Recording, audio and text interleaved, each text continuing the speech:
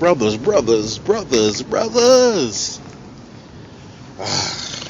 Man, shameful. I don't know, man. The name of this video is gonna have something to do with Ray-Ray and Pookie. The whole Ray-Ray and Pookie argument. I mean, and the I guess the case with this black man. What's his name? I don't know. I can't keep up with all black people's stuff. The black man who got shot on Facebook Live.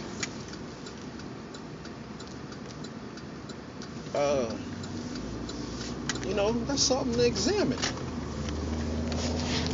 A black man, so-called black man, who was not a Ray-Ray and Pookie, but just so happened to be hanging out with Ray-Ray and Shaniqua, gets his ass handed to him. Gets shot in the head. Just for hanging with them. Because black people gotta be cool. Black people gotta give everybody a chance. They're all our people,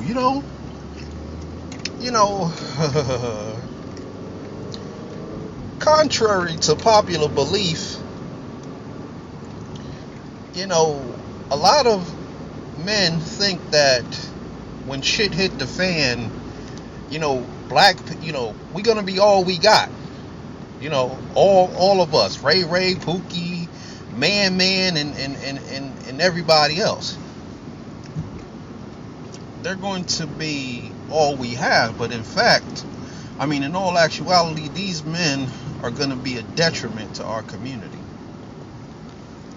They're going to be the bane of your existence. They're going to try, think about Hurricane Katrina. What happened, with Hurricane Katrina, man. Black men killing each other, raping each other, old rivals, gang members, getting together.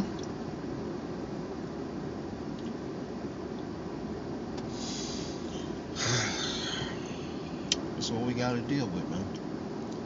Now,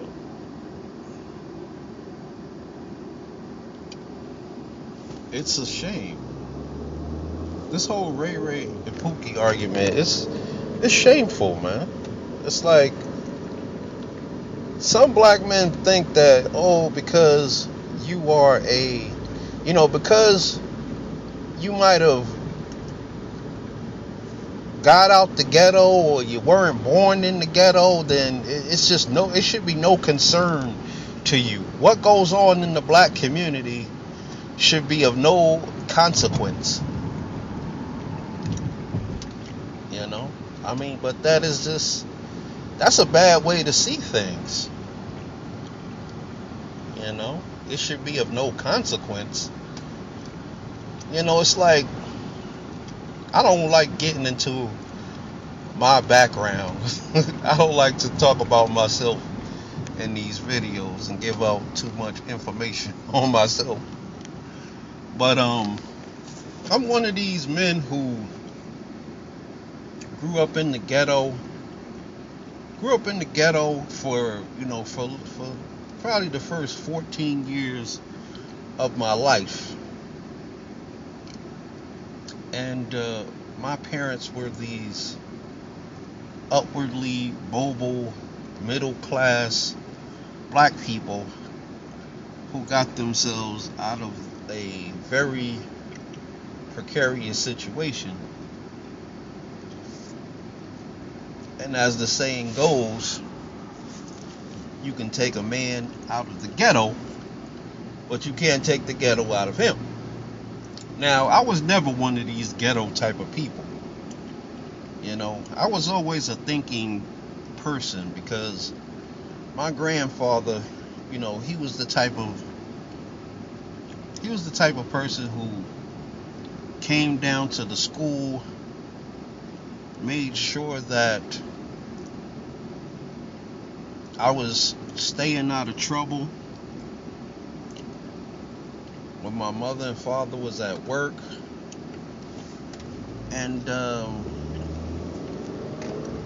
but when it comes to the ghetto, it's like the ghetto is not an all bad place. As I stated in my previous videos, the ghetto, there's a lot of love in the ghetto, and there's a lot of hatred. It's not as if it's like so, I don't know. I mean, I guess in some ghettos it might be. Every ghetto is different. But where I grew up, there's still love there. You remember the whole house parties, the cookouts, the block parties. I mean, if you remember these types of things, then you understand that the ghetto wasn't all bad. Yes, there are a lot of bad elements, and men do things that are detrimental to their health. But it wasn't, at least when I was growing up, it wasn't all bad. And when I moved out of the ghetto, I remember all of those happy times. I remember, because I was basically cool with everybody. I was cool with rival gang members. Gangs, people from different gangs. I mean, it's not that I could condone their behavior, but I would have known rival gang members at peace with each other, hanging around each other. But there is love in the black community. There's nothing like your people. There's nothing like so-called black people when they're in their right state of mind. Nothing like that. That's the beauty of who we are. I grew up in the hip-hop era. Real hip-hop, not this shit that you got going on nowadays. Real hip-hop. Run DMC, KRS-One, Curtis Blow. EPMD. Wu-Tang. Old school hip-hop. Not too old. I'm not that old. When I grew up in mainly the Run DMC, LL Cool J era. The house parties were off the chain. The love was there. The women, the honeys, as they called them. The honeys, the fly ones, the fine ones. This is what I grew up in. It was much love. I'm not sure because I'm so far removed from the black community as far as physically. Now I know a lot of people from the ghetto. Because I had to work with a lot of them. Through my various employment opportunities. I had to work with different ones, different kinds of people. So, and, but it's a dangerous thing, man. I don't condone Ray-Ray and Pookie-ism. I refuse to align myself with these kinds of individuals. Refuse. I've always been different like that. I mean, even when I was growing up, I was always a very unique person. When everyone else was wearing the new Jordans, I was wearing the Reebok boots that just came out. Nobody had them. Because everybody else had the Jordans. I was always wearing something different. When the latest rapper came out, I wasn't really listening to them.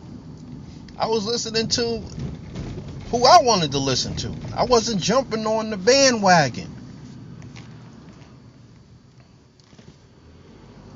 But man, just because a man leaves the ghetto doesn't mean he loses that love, that sense of togetherness, that, and even if a person grows up in a white neighborhood, doesn't mean that he's happy. I mean, you're separated from your people. You might be safe. You might be safe. The thing about the ghetto is you never know what's gonna happen from one day to the next. One day you're fine, the next day, everything is torn apart. I've been through those situations.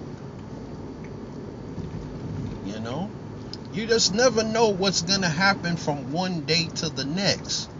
But it doesn't mean that it's all bad. It's not all bad. Definitely not all good. And I would say more bad than good. Overall, when I look at the overall plight of black people, I would say it's bad overall.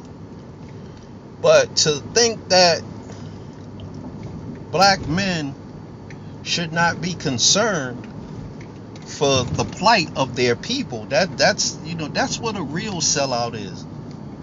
That's a sellout, is somebody who gets theirs and then forgets about their community. It doesn't mean you have to go hang out in the black neighborhood with your homies and kicking it. It doesn't mean that. It just means that you have reverence for people. You have reverence for them. I mean, you might not be able to help. God, why is it so hot in here? You might not even be able to help your people, but man, insane. That really pisses me off. That really kind of pisses me off when I mean the way a lot of men think, man. It makes me want to resort to the gun. In this red pill, when I was given the red pill, I had to pray. And the Most High said, look, these people, there's no saving these people. Now, I'm going to give you what is known as a grace period. You can go out there, you can try to help your people. You can try to wake them up. And that is what is known as the grace period. But the Most High also stated that it was a fool's errand. That I was wasting my time.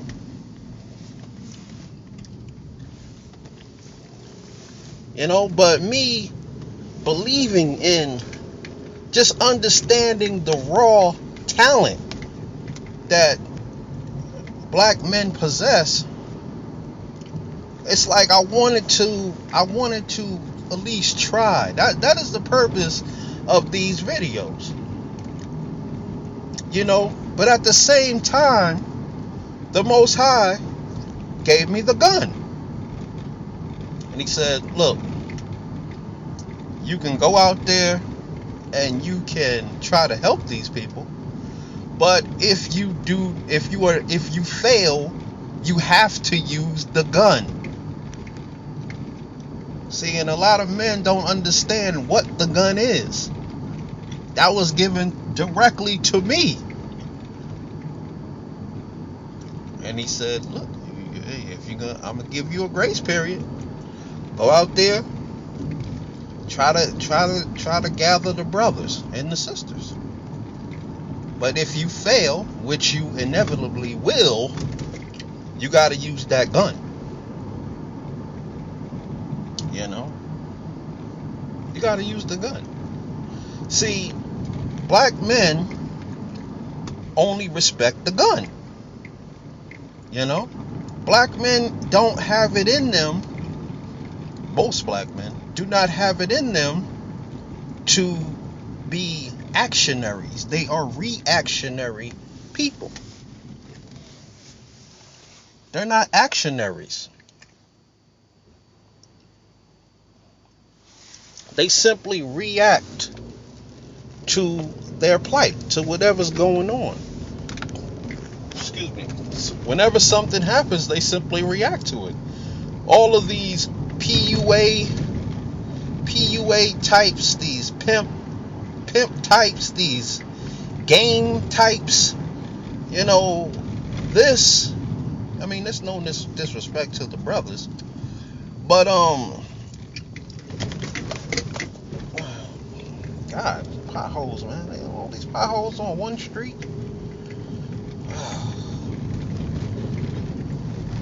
That's no disrespect to the brothers, but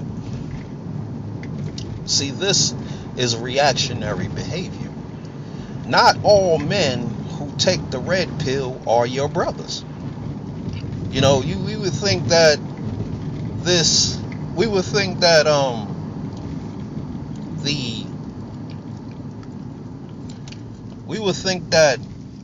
the blue pillars are our enemies. And a simp is your sworn enemy.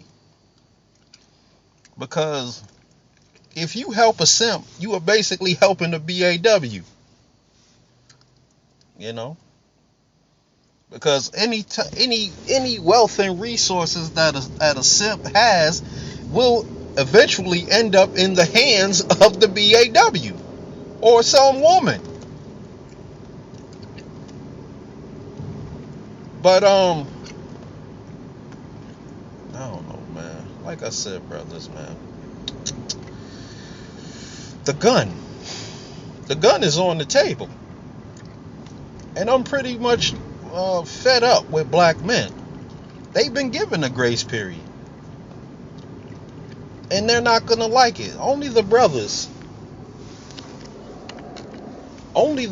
will truly understand. And it's something that I needed to understand, which is why I was given that grace period. I needed to understand that you know, it was just meant to be. I mean, certain people were meant to be the way they are. And it's a shame. You know, when I think about black men, when I think about the plight of some black men, I have to come to the realization that this is what was meant to be. There is no helping black men. The black race is dead. The walking dead zombie race. You know? I have to come to the realization that all the time I've spent has been nothing but a fool's errand. I have to accept that.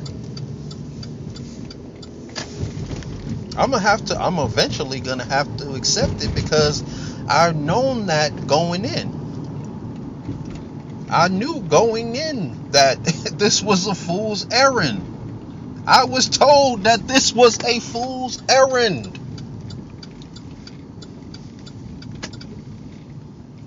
You know? That black men don't have what it takes. That black men only respect the gun. The gun is the only thing that's going to get a reactionary to take action. Sort of like when black men, see, a lot of black men got to go to jail first. You know, they're out on the street doing whatever they want committing crimes, killing people, or then they they do their little time and they get put on parole. Now that parole represents the gun. Represents a gun, doesn't it? See, that's a gun to the black man's head. He gonna go out there and get him a job. He gonna do what he gotta do because he don't want to go back to jail. If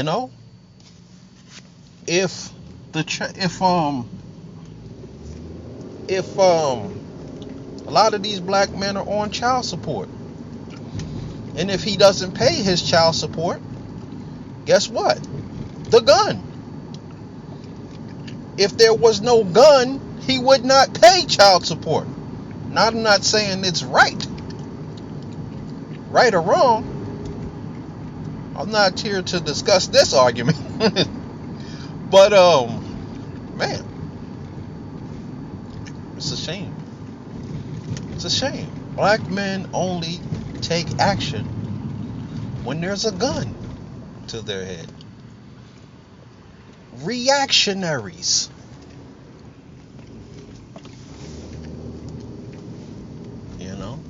You gotta ask yourself, brothers, are you one of the brothers? Because the brothers are actionaries. What kind of brother are you? Every black man is not your brother.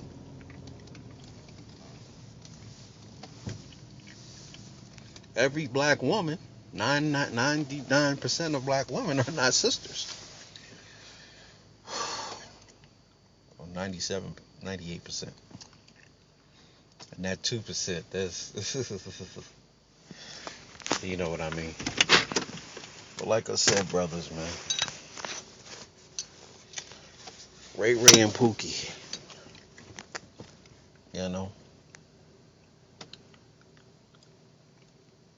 Unfortunately,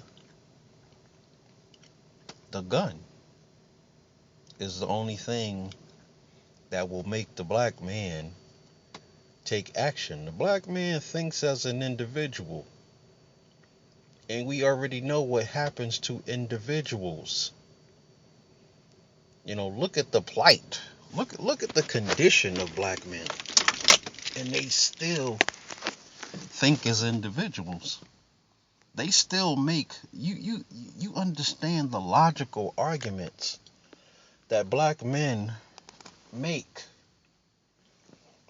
to continue in their individualism. You understand that.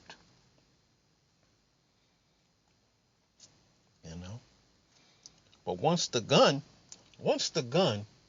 is used, it's no turning back.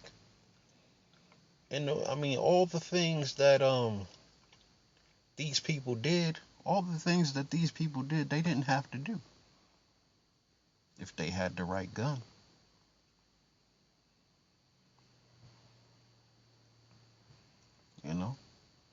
But black man, your grace period is coming to an end, man. The black man's grace period is coming to an end, man. A lot of you are going to like it. At least if it's coming from a brother, it's coming from a position of love. If it's coming from once these other races find out about said gun, they, it's gonna be a shame. But on that note, I want to say peace. Hit the comment section. Let me know what you think. Get on the 5 steps. Adopt the moral code.